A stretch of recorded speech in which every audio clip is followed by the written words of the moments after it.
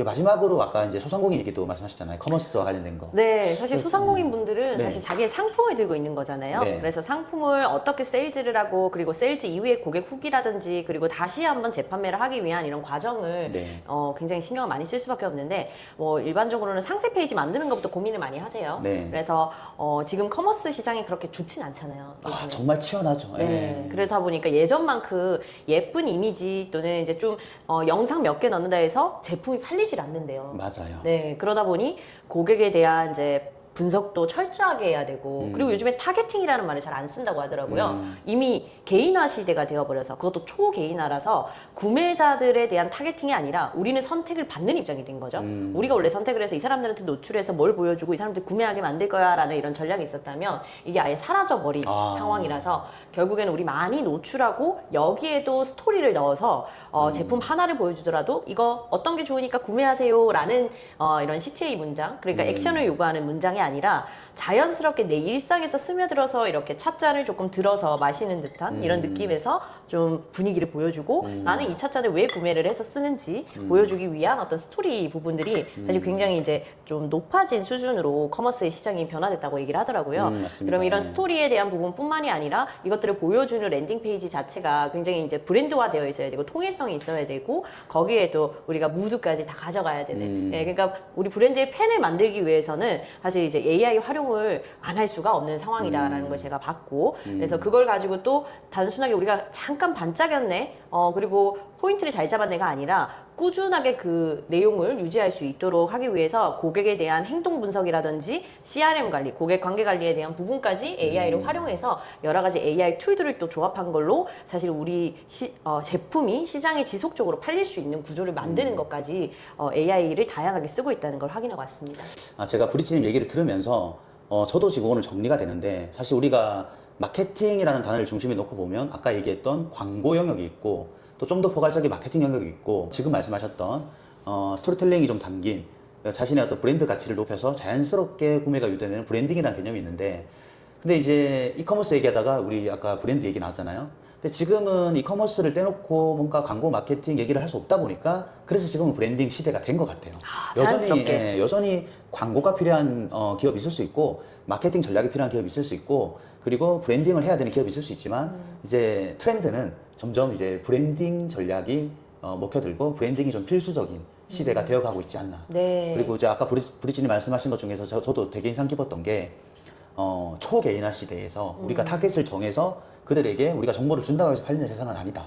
그들이 느끼게끔 해줘야 된다. 이 얘기에 저도 이제 깊이 공감하는 바거든요. 네, 이게 가장 커머스의 큰 문제이고 고민거리라고 얘기를 하더라고요. 네. 그래서 예전에는 20대 여성의 직장인을 대상으로 이 제품을 판다라는 이런 타겟팅 전략이 먹혔다면 지금은 다 개인의 니즈에 맞게끔 보여줘야 되는 것들이 중요한 세상이 돼서 맞습니다. 이 부분에 네. 대한 또 철저한 분석은 사실 사람이 할 수 있는 영역에 한계가 있는 것들을 AI가 방대한 내용들을 가지고 데이터에 분석을 해주기 때문에 우리가 잠자는 시간에도 AI가 이런 부분들을 분석을 해서 다음날 아침에 딱 알려주는 거죠. 브리지님, 우리 제품을 판매하기 위해서는 어떤 전략과 운영안 그리고 감도 있는 컨텐츠가 필요합니다라는 것까지 이렇게 다 알려주다 보니까 우리는 실행만 하면 되고 그리고 그 과정을 검증하고 그리고 또 검증 이후에 가설을 세우는 역할로 이 커머스 시장에서 사실 이런 선순환 구조를 만드는 게 지금 중요하더라고요. 그래서 커머스도 AI를 마케팅 분야처럼 빼놓고 얘기할 수 없는 분야로 확인이 됐습니다.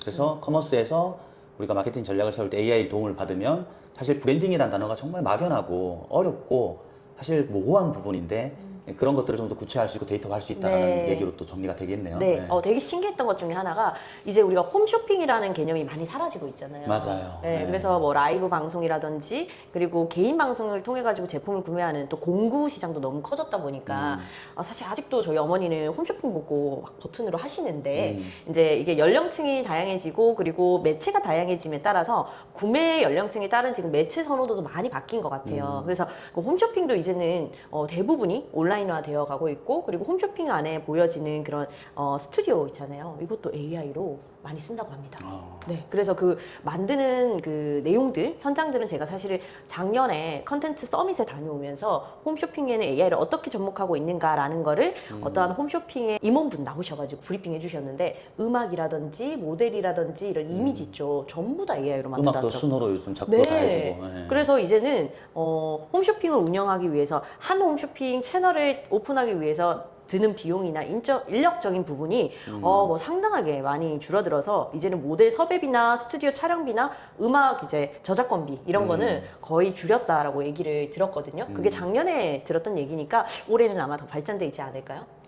그러니까 이 얘기를 나누다 보면 저도 원래 가지고 있는 저만의 어떤 생각이 있지만 이게 점점 강화되는 게 저 또한 사실 대한민국에서 자영업자 비중이 전 세계에서 제일 높은 거의 한 20-30%까지 차지하는 엄청난 자영업자들이 있고 그분들 중에서 상당수의 비중은 마케팅을 해야 되고 그 필수죠. 마케팅은 또 결국 이커머스와 또 연결이 되어 있고 그 이커머스 시장에 진입할 때 그 치열한 어떤 마케팅 전략을 사실 맡길 수도 없고 스스로 경험이 없는데 또 스스로 또 부딪히는 것도 엄청난 낭비고 근데 이런 부분에서 AI가 결정적인 도움을 줄 수 있다는 거 사실을 오늘 여러분들이 이해하고 받아들이는 것만으로도 정말 큰 도움이 되는 영상이 아닐까라는 생각이 듭니다. 맞습니다. 사실 더 하고 싶은 얘기들이 많은데 네. 또 너무 길어지면 안 되니까 네. 얼마 전에 제가 시우 관장님 통해서 들었는데 망고를 완판하셨더라고요. 맞습니다. 네. 그래서 이 얘기도 다음에 커머스 네. 저희 시리즈로 해가지고 한번 네. 얘기해 주시면 또 AI 활용해서 완판하신 걸로 들었거든요. 네. 뭐 또 다음번에 저희가 풀어가도록 하고요.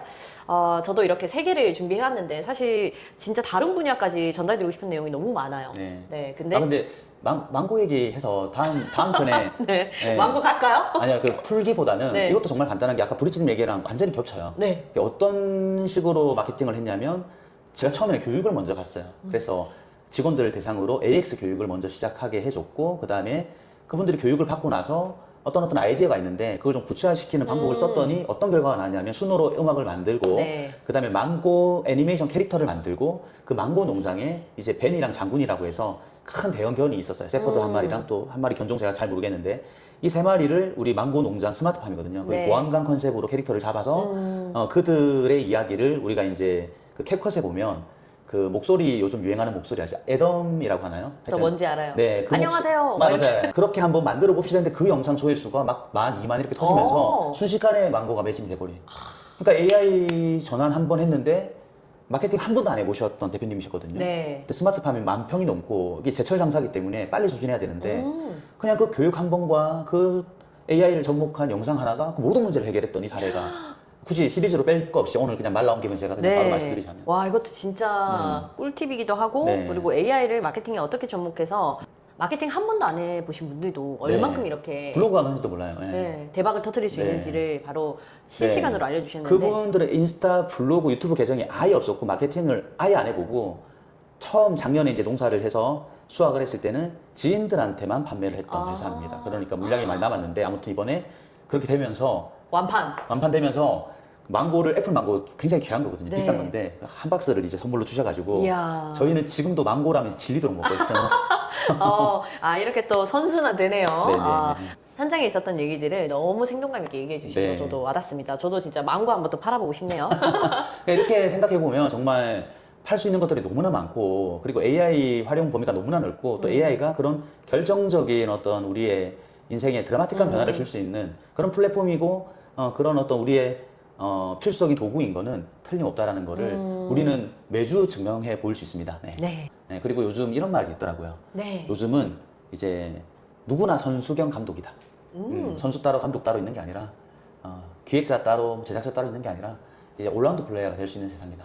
네. 그래서 이제 우리가 AI를 통해서 굉장히 광범위한 지식들을 습득도 하면서 그걸 습득하는 데 그치지 않고 융합하고 실제 결과물로 만들어서 나의 성장, 나의 또 풍요로움, 또 뭐 자본적인 어떤 이득까지도 이어질 수 있는 AI 마스터가 되시기를 바라는 마음으로 저는 이제 마무리 인사를 드리고 싶고요. 브리트님 마무리 인사 네, 한다면? 이번에 이렇게 유튜브 준비를 하면서 다양하게 AI를 쓰시는 분들하고 AI를 쓰는 방법에 대해서 직접적으로 얘기를 해보니까 저도 내가 몰랐던 부분들 그리고 잘하고 있던 부분들 또 한 번 알게 됐던 것 같고요. 그래서 주변하고 사실 AI 관련된 대화를 가지고 주제를 가지고 대화를 많이 해보시는 게 저는 또 처음 시기에 중요한 것 같아요. 그냥 나 혼자 맞아요. 쓰니까 네. 내가 아는 방법과 원래 하던 방식을 유지하는 것도 중요하지만 저희가 지금 AI 시대에 다들 몇 년 차 안 됐잖아요. 우리는 맞아요. 아직 신입이니까 맞아요. 신입들끼리 똘똘 뭉쳐서 얘기 많이 나눠보고 네. 또 좋은 노하우 이렇게 공유할 수 있도록 네. 제가 또 산업 현장이나 또 AI를 쓰시는 분들 대화 많이 나눠보고 네. 많이 알려드릴 테니까